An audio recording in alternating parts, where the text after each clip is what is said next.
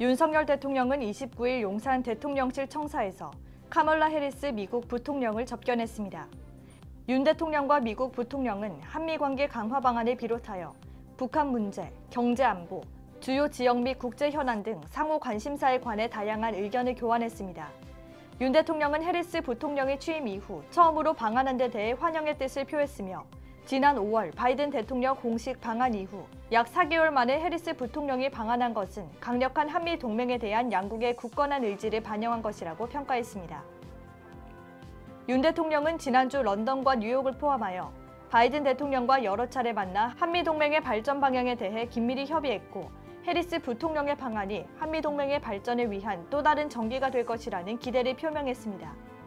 해리스 부통령은 한미 정상 간 뉴욕 회동과 관련해 한국 내 논란에 대해 미국 측으로는 전혀 개의치 않고 있다며 바이든 대통령은 윤 대통령에 대해 깊은 신뢰를 가지고 있으며 지난주 런던과 뉴욕에서 이뤄진 윤 대통령의 만남에 대해서도 만족스럽게 생각한다고 말했습니다.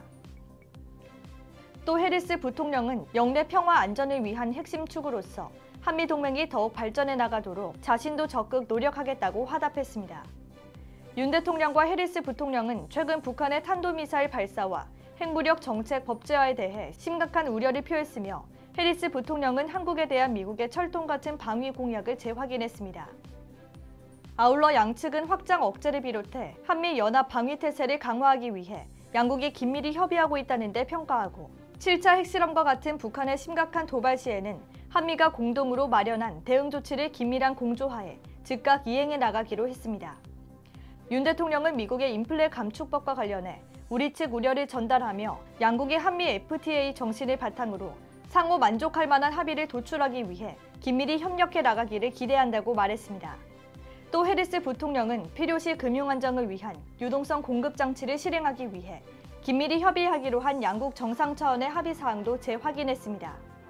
윤 대통령은 해리스 부통령이 미국 국가우주위원회 위원장으로서 우주 개발을 적극 주도하고 있는 것을 높이 평가하고 한미 간 우주 분야에서 협력을 강화해 나갈 여지가 클 것으로 본다고 했으며 이에 대해 해리스 부통령은 적극 공감을 표시하며 양국 간 우주 협력 강화 방안을 적극 모색해 나가자고 했습니다.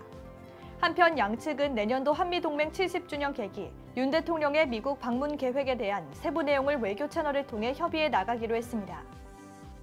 이와 관련해 MBC는 지난 바이든 대통령과의 만남에서 윤석열 대통령의 말을 자의적으로 해석하여 편파 조작 방송을 했다는 논란이 불거졌는데요.